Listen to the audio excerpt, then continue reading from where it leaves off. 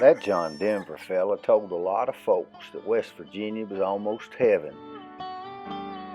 But in North Carolina, there's a lot of folks that think it really is heaven there.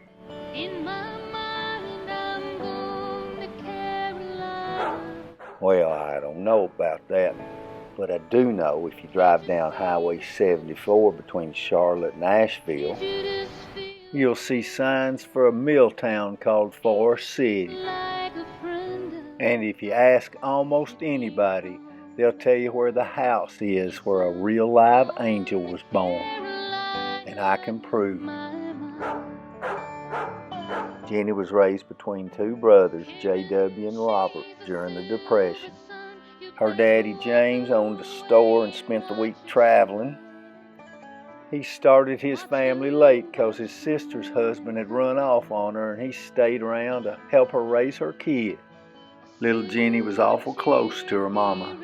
And when she got that tuberculosis when Ginny was 11 and had to move to the city to live in a care home, it broke Ginny's heart. But she was tough as nails.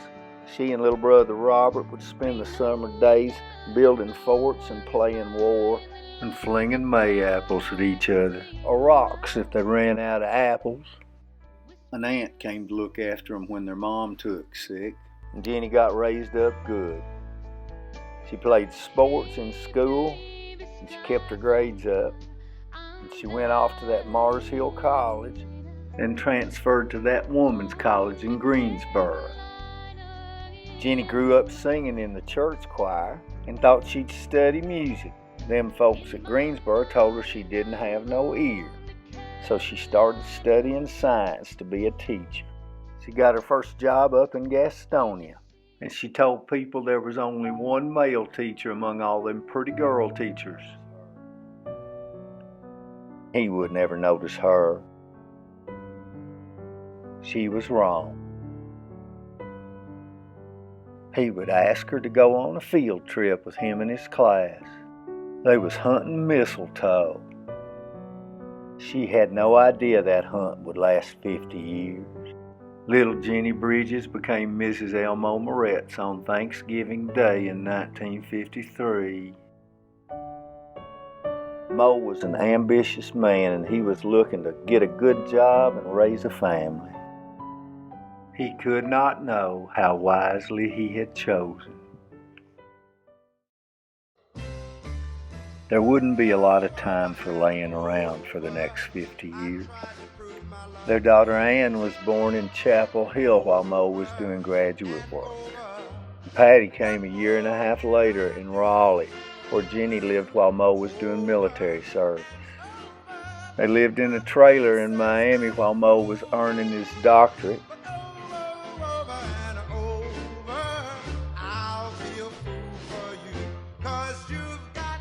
Ginny delivered their third daughter, Sabina, while Mo was still at the University of South Florida. Sabina celebrated her first birthday in Richmond, Kentucky. Her daddy was now a college dean at Eastern Kentucky University. Those girls learned to walk and talk on the campuses of some of the nation's finest universities. Them little girls was just like their mama, curious and clever. And Ginny had mellowed a little by the third child. They made their home on Sunset Avenue. And the Moretz girls promptly gave notice that they were a force to be reckoned with.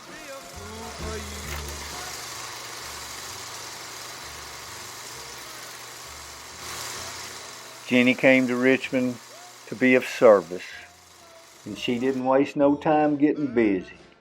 And Mo watched his girls grow older with amusement. Ginny was circumspect.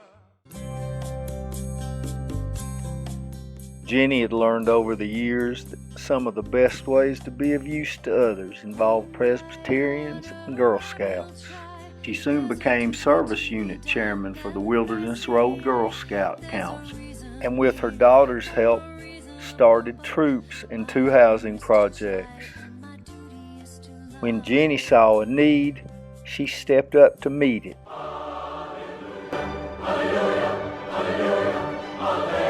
She saw that some of the people that she was working with didn't have nowhere to go during the holidays.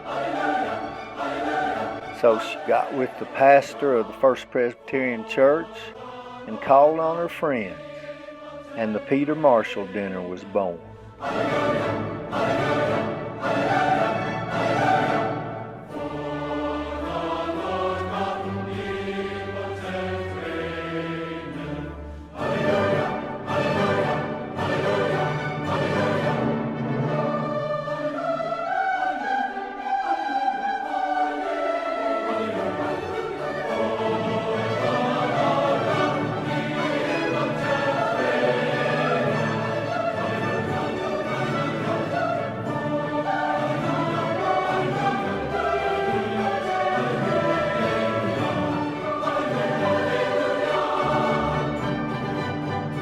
One night every year, Ginny and the Presbyterians invited God to dinner, and he always came.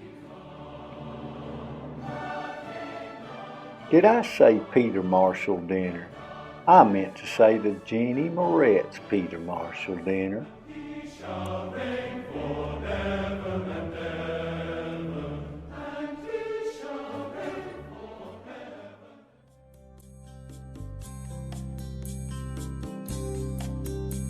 Didn't seem to matter much what they was doing. Ginny just liked to bring folks together. She was gifted at finding people's gifts. Ginny knew the value of reading, and when her supervisor at Kentucky River Foothills told her about reading as fundamental, they took over the city park for a day every year. Seemed like she got everybody in town to help. But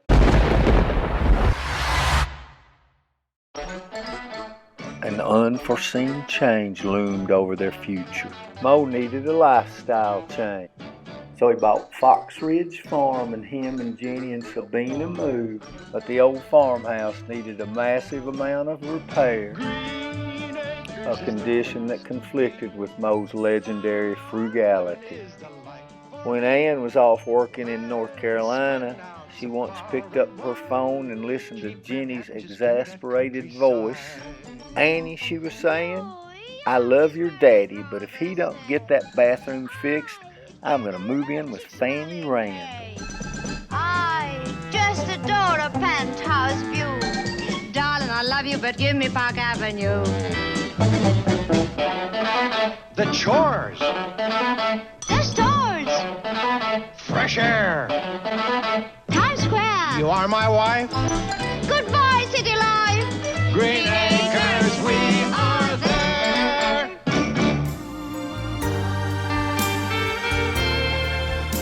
But that old farm grew on Ginny, and they made it into a nice place. That old farm became a kind of canvas for Ginny's service art. Ginny loved to entertain Mo's international graduate students who lived so far away it wasn't easy for them to get home on holidays. She hosted the Presbyterian preschool up there on Fox Ridge. And Ginny welcomed Mo's dad, Arlie, when he got too old to stay by himself. And they even hosted the child of a struggling family from Forest City like in the old days. And Ginny had decided it was time to do what she'd always decided she was going to do. She went back to school and became a science teacher in the public school system. Like all good teachers, she did what it took to get her students' attention.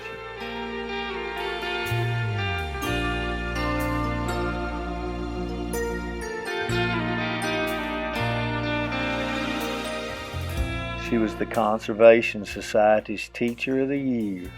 She and her students called attention to the lethal nerve gas being stored by the Army near her school. They put her on that national TV show, Good Morning America.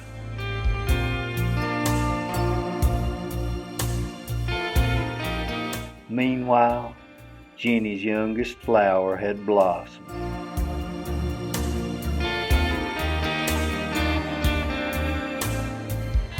Her eldest was a college professor with many of her mother's traits, and they both stayed close to the spiritual middle sister whose path had taken her to the West Coast.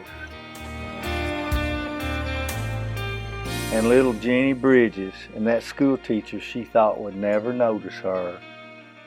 They were now more one person than two.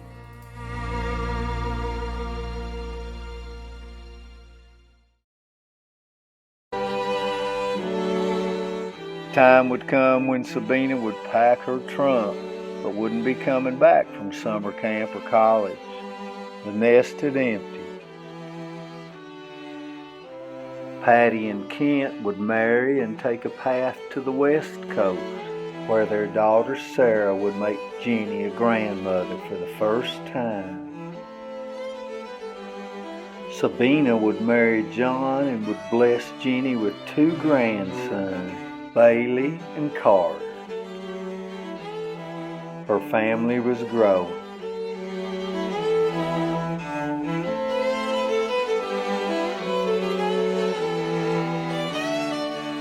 Annie met Tom. They were united in a non-traditional ceremony. At some point during that day, Ginny must have realized that all three of them babies were now officially somebody else's responsibility. It is said that all three young men showed up well when called upon to chase cattle down Crutcher Pike.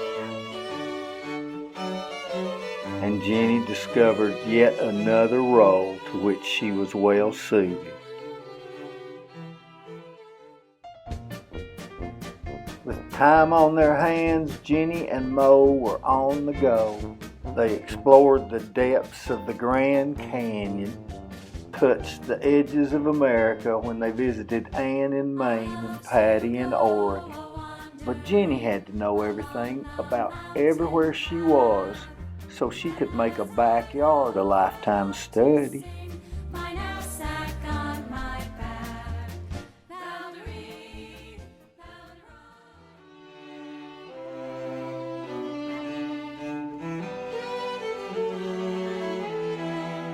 She was grateful for the chance to have one more time to visit the magical West Coast and her family out there.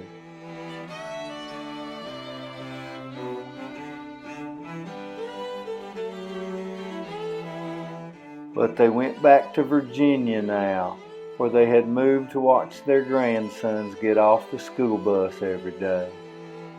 It didn't take Ginny long to find ways to be of service.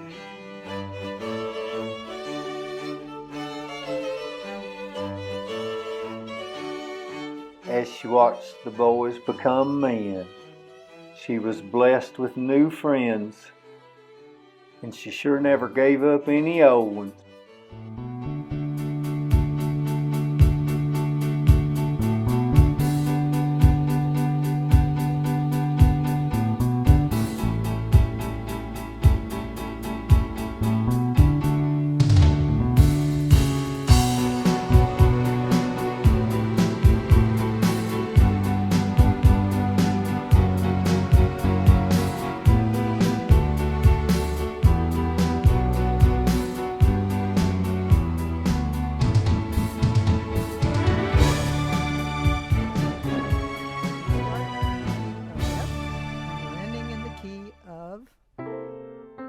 She still had friends from her teenage years, and she stayed in touch with a bunch of people from all those colleges.